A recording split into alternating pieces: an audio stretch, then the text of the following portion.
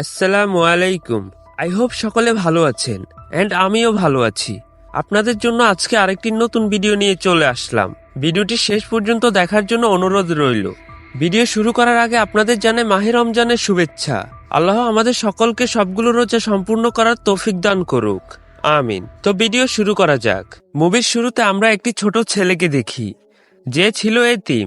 তার জীবন ছিল দুঃখময়, তাই সে তার দাদির কাছে আসে। ছেলেটির নাম ছিল হিরো বয়। তবে সে সবসময় বিষণ্ণ থাকত, কারণ সে তার বাবা মাকে খুব মিস করত। তার মা ছিলেন অত্যন্ত স্নেহশীল ও দয়ালু। তিনি হিরো বয়ের খুব যত্ন নিতেন, কিন্তু হিরো বয় নতুন জায়গায় নিজেকে মানিয়ে নিতে পারছিল না। তার দাদি তাকে বললেন, আমি তোমার জন্য একটি পোষা প্রাণী এনেছি, এর সাথে খেলা করো, বন্ধুত্ব করো, তোমার সব গোপন কথা শেয়ার করো। কয়েক সপ্তাহ পর তার দাদি তাকে একটি ইঁদুর উপহার দেন। ইঁদুরটি পেয়ে হিরো বয় খুব খুশি হয়ে যায়। সে তার বেশিরভাগ সময় ইঁদুরটির সঙ্গে কাটাতো। সে সব সময় বলতো, দাদি, ইঁদুররা খুব আনন্দে জীবন কাটায়, তারা লাফায়, খেলাধুলা করে আর খাঁচার মধ্যে দৌড়ায়। একদিন হিরো বয় তার ঘরে ইঁদুরটির সঙ্গে খেলা করতেছে। বাহির থেকে এক ডাইনির দৃষ্টি তার দিকে নিবদ্ধ ছিল। সেই ডাইনির চেহারা ছিল অদ্ভুত। একই সময়ে তার দাদির স্বাস্থ্যের অবনতি হতে থাকে। কিছুদিন পর তিনি সুস্থ হয়ে ওঠেন। তারপর তিনি বলেন, চলো বাবা, বাহিরে একটু হাঁটতে যাই। এরপর তারা একটি দোকানে কেনাকাটা করতে যান। সেখানে হিরো বয় যখন দাদির থেকে একটু দূরে চলে যায়, তখন এক মহিলা তার কাছে আসে। বাস্তবে সে ছিল এক ডাইনি। সে হিরো বয়কে একটি চকলেট দেয়। এটি সেই ডাইনি যে সেদিন তাদের বাড়ির দিকে তাকিয়েছিল। ডাইনিটি বলল, প্রিয় বাচ্চা, এটা নাও। সে তাকে মুগ্ধ করার চেষ্টা করছিল। সে ডাইনির কাছে একটি রহস্যময় সাপও ছিল। ঠিক তখনই হিরো বয়ের দাদি তাকে ডাকে। দাদিকে দেখে হিরো বয় দৌড়ে তার কাছে চলে যায়। ডাইনিটি দ্রুত সেখান থেকে অদৃশ্য হয়ে যায়। বাড়ি ফিরে হিরো বয় তার দাদিকে সবকিছু বলে। দাদি, দোকানে এক মহিলা আমার সাথে কথা বলছিল। সে আমাকে জোর করে চকলেট দিতে চাইছিল আর বলছিল আমার কথা শোনো। তার সাথে একটা সাপও ছিল। তার দাদি বললেন, বাবা, সে ছিল এক ডাইনি। আমরা কেন তোমাকে বলি, অপরিচিতদের দেওয়া কিছু খাবে না। ওরা খাবারের মধ্যে কিছু মিশিয়ে দিতে পারে। সবচেয়ে বড় কথা, এক ডাইনির দেওয়া খাবার তুমি কেন খেতে চাইবে? ওরা তোমাকে ফাঁদে ফেলতে চাইবে। এরপর দাদি তার নিজের শৈশবের একটি ঘটনা শোনায়। আমি যখন 10 বছরের ছিলাম, আমার এক বন্ধু ছিল। আমরা একসাথে কোথাও যাচ্ছিলাম। হঠাৎ সে হারিয়ে যায়। আমি দেখি এক অদ্ভুত মহিলা তাকে চকলেট দিচ্ছে। সে ছিল এক ডাইনি, বরং বলা যায় ডাইনিদের নেত্রী। আমি তখন তাড়াতাড়ি আমার বন্ধুকে নিয়ে সেখান থেকে চলে আসি। পরের দিন যখন মা আমার চুল বাঁধছিলেন, আমার বন্ধু হঠাৎ মুরগিতে পরিণত হয়ে যায়। তার মানে সে ডাইনিটি তাকে অভিশাপ দিয়েছিল। সম্ভবত সে চকলেটের মধ্যেও কিছু মিশিয়ে দিয়েছিল। তখন থেকে আমি ডাইনিদের থেকে দূরে থাকি। তুমি মনে রেখো, কখনোই ওদের কাছ থেকে কিছু নিবে না। আর কেউ যদি তোমার কাছে আসে, সঙ্গে সঙ্গে আমাকে জানাবে। তারপর দাদি বললেন, আমরা খুব তাড়াতাড়ি এই জায়গা ছেড়ে চলে যাব, কারণ আমাদের বাড়ির ডাইনিদের নজরে পড়েছে। আর ওরা সাধারণত নিম্নবিত্ত মানুষদের ওপর বেশি আক্রমণ করে। তাদের বাড়ির সামনেই ছিল একটি হোটেল। সেই হোটেলের প্রধান শেফ ছিলেন হিরো বয়ের দাদির এক চাচাতো ভাই। তিনি হোটেল ম্যানেজারের সাথে বেশ ভালো সম্পর্ক রাখতেন। তাই তিনি ম্যানেজারকে বলে একটি ছোট রুম বুক করে নেন। হোটেল ম্যানেজার ছিলেন একজন ভালো মনের মানুষ। দাদি ও হিরো বয় সেই হোটেলে চলে যান। তারা যেখানে খুশি যেতে পারেন। কিন্তু এরপর কিছু অদ্ভুত ঘটনা ঘটে। প্রথম দেখাতেই অনেক ডাইনি সেই হোটেলে প্রবেশ করে, কারণ সেখানে তাদের এক সভা হওয়ার কথা ছিল এবং পরে তারা এক জমকালো ভোজ উপভোগ করবে। সকল ডাইনির পোশাক ছিল অত্যন্ত আধুনিক ও আকর্ষণীয়। তারা হোটেল ম্যানেজারের সঙ্গে দেখা করে এবং বলে, তুমি জানো আমরা কারা? আমাদের এক সবার জন্য একটি হল রুমের ব্যবস্থা করো। আসলে এটি তাদের গোপন পরিকল্পনার অংশ ছিল। তারা সমস্ত শিশুদের অপহরণ করবে অথবা তাদের এমন চকলেট দেবে যার মধ্যে এক বিশেষ জাদুকরী ফর্মুলা মেশানো থাকবে। যেই শিশু এটি খাবে, সে সাথে সাথে কোনো না কোনো প্রাণীতে রূপান্তরিত হয়ে যাবে। ডাইনিদের মতে শিশুরা খুবই খারাপ স্বভাবের, তাই তাদের এই পৃথিবীতে থাকার কোনো যোগ্যতা নেই। তাদের আলাদাভাবে চিনে শাস্তি দেওয়ার আর সময় নেই। তাই এবার তারা একসাথে সব শিশুদের শিকার করবে। রাত নামলে হিরো বয় তার দাদির সঙ্গে কথা বলছিল। বাহিরে তখন প্রবল বৃষ্টি হচ্ছিল। হিরো বয় জিজ্ঞাসা করলো, দাদি, ডাইনিরা দেখতে কেমন হয়? তার দাদি বললেন, তাদের আঙ্গুল লম্বা হয়, নখগুলো ময়লায় ভর্তি থাকে, এই জন্য তারা সবসময় গ্লাভস পরে থাকে। তারা টাক, তাই পরচুলা বা বড় টুপি পরে নিজেদের লুকিয়ে রাখে। এইসব শুনে হিরো বয় আতঙ্কিত হয়ে পড়ল। বাহিরে জ্বর বাড়তে থাকে। তারপর ভোর হলো। পরের দিন সকালে হিরো বয়ের মন খারাপ ছিল, তাই সে তার ইঁদুর নিয়ে হোটেলের হল রুমে খেলা করতে গেল। ঠিক তখনই সকল ডাইনি সেখানে একত্রিত হতে শুরু করলো। ভয়ে হিরো বয় দ্রুত লুকিয়ে পড়ে। এদিকে গ্র্যান্ড হাই উইচ ডাইনিদের নেত্রী তার উপস্থিতি জানান দিল। সে হঠাৎ শুকতে শুরু করলো, যেন সে কোনো কিছু খোঁজার চেষ্টা করছে। কিন্তু যখন সে কিছুই পেল না, তখন সবাই শুরু করলো। সকল ডাইনি চেয়ারে বসে পড়লো, আর সামনে দাঁড়িয়ে ছিল গ্র্যান্ড হাই উইচ।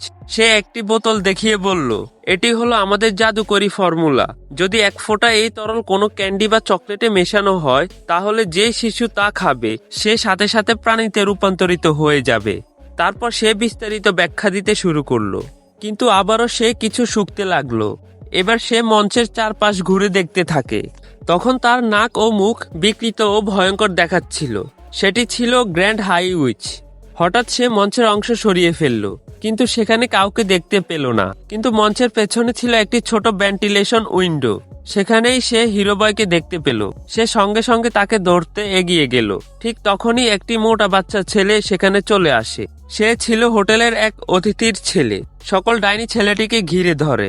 এই ছেলেটি খাবারের ব্যাপারে খুবই লোভী ছিল। ডাইনিরা খুশি হলো, কারণ তাকে ফাঁদে ফেলা সহজ হবে। তারা তাকে সেই জাদুকরি চকলেট দিল। সে সাথে সাথে ইঁদুরে পরিণত হয়ে গেল। ডাইনিরা নিজেই আতঙ্কিত হয়ে পড়ল।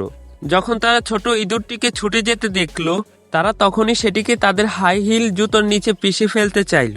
ঠিক তখনই হিরো বয় সাহস করে বেরিয়ে এসে সেই ইঁদুরকে ধরে ফেলে। কিন্তু সে ভুল করেছিল, কারণ ডাইনিরা তখন তাকে ধরে ফেলে। তারপর তারা তার কানে এক ফোঁটা সেই জাদুকরি তরল ঢেলে দেয়। ফলস্বরূপ হিরো বয়ও একটি ইঁদুরে পরিণত হয়ে যায়। এখন সেই মোটা ছেলেটি ও হিরো বয় একসাথে দৌড়ে পালাতে শুরু করে। এমন সময় হিরো বয়ের পোষা ইঁদুরটিও তাদের সাথে যোগ দেয়। তখনই জানা যায় সেটি আসলে এক ছোট মেয়ে ছিল, যাকে এক ডাইনি আগে হরিণে রূপান্তরিত করেছিল চকলেট খাইয়ে। এই তিনটি ইঁদুর একসাথে বন্ধুত্ব গড়ে তোলে। তারা প্রতিজ্ঞা করলো, আমরা অবশ্যই এই ডাইনিদের থেকে প্রতিশোধ নেব। হিরো বয় দ্রুত তার দাদির কাছে ছুটে গেল এবং বলল, দাদি, ডাইনিরা আমাদের ইঁদুরে পরিণত করেছে। তার দাদি ক্ষুব্ধ হয়ে বললেন, ওই অভিশপ্ত ডাইনিদের সর্বনাশ হোক। আমার নাতিকে তারা ইঁদুর বানিয়ে দিয়েছে, আমি এর প্রতিশোধ নেব। হিরো বয় তখন তার দাদিকে জানালো, সবচেয়ে গুরুত্বপূর্ণ তথ্য হলো, যে জায়গায় এই ডাইনিরা থাকে সেখানের ছাদ আমাদের ঘরের ছাদ থেকে দেখা যায়। তারপর দাদির মনে একটি বুদ্ধি আসে এবং তিনি বলেন, আমি একটি মোজা বুনছি, তোমাকে এর মধ্যে রেখে নামিয়ে দেব। তুমি উপরে গিয়ে তার জাদুকরি তরল চুরি করতে পারবে, আর আমি তোমাকে আবার আগের রূপে ফিরিয়ে আনবো। তিনি ঠিক তাই করলেন। দাদি তার নাতি হিরো বয়কে সেই মোজার মধ্যে রাখলেন এবং ধীরে ধীরে নিচে নামিয়ে দিলেন। হিরো বয় সেই ডাইনিকে দেখে ভয় পাচ্ছিল, কিন্তু সে সেখানে ছিল না। সে দ্রুত সেই জাদুকরি তরল তুলে নেয় এবং মোজার ভিতরে ফিরে আসে। ঠিক তখনই সেই ডাইনি দেখতে পায় যে দাদি মোজাটি টেনে তুলছেন। সে শক্ত করে মোজাটি ধরে ফেলে। তখন হিরো বয়ের দাদি বলেন, এটি ছেড়ে দাও। যখন আমি এটি বুনছিলাম তখন এটি হাত থেকে পড়ে গিয়েছিল, তাই আমি এটি উপরে টানছি। ডাইনিটি সন্দেহজনকভাবে জিজ্ঞাসা করে, কি করে এটা সম্ভব? তারপর সে মোজার ভেতরে কি আছে তা দেখতে চায়। এটি দেখে হিরো বয় বুঝতে পারে ডাইনি তাকে মেরে ফেলতে পারে। ঠিক তখনই হোটেলের ম্যানেজার সেখানে চলে আসে, তাই ডাইনি মোজাটি ছেড়ে দেয়। এখন দাদির কাছে সেই জাদুকরি তরল পৌঁছে গেছে। তিনি সেটিকে একটি থালায় ঢালেন এবং তিনটি ইঁদুরকে একে একে সেখানে রাখেন। কিন্তু কি অবাক করার বিষয়, এই জাদুকরি তরল তাদের কোনো প্রভাব ফেলে না, কারণ এই ওষুধ শুধুমাত্র মানুষকে প্রাণীতে পরিণত করতে পারে, কিন্তু প্রাণীদের আবার মানুষে রূপান্তর করতে পারে না। হিরো বয় বলল, দাদি, আমরা আর কখনো আগের রূপে ফিরতে পারবো না। তারপর সে বলে, আমরা এই ওষুধটি সেই ডাইনিদের স্যুপে মিশিয়ে দেব, এতে তারা নিজেরাই প্রাণীতে পরিণত হবে। দাদি বললেন, দারুণ ধারণা বাচ্চা, তুমি সত্যিই বুদ্ধিমান। তারপর তিনি তার ব্যাগে তিনটি ইঁদুরকে রেখে রান্নাঘরে চলে গেলেন। সেখানে ডাইনিদের জন্য বিশেষ স্যুপ তৈরি হচ্ছিল। তিনি চুপি চুপি সেই জাদুকরি তরল স্যুপের মধ্যে ঢেলে দিলেন। ঠিক তখনই হোটেলের ম্যানেজার দাদিকে ধরে ফেললো। সে জিজ্ঞাসা করলো, এই ইঁদুরগুলো কি আপনার? যদি এগুলো আপনার পোষা প্রাণী হয় তবে রান্নাঘরে আনা উচিত হয়নি, এটা একটা বড় ভুল। দাদি বললেন, এগুলো আমার ইঁদুর নয়, আপনি চাইলে সবকিছু পরীক্ষা করে দেখতে পারেন। তিনি তার ব্যাগের এক কোণে ইঁদুরগুলো লুকিয়ে রাখলেন। ম্যানেজার যখন দাদির ঘর ও তার ব্যাগ পরীক্ষা করলেন তখন কিছুই খুঁজে পেলেন না। সে লজ্জিত হয়ে পড়ল। দাদি তখন বললেন, আমি তোমার বিরুদ্ধে অভিযোগ করব।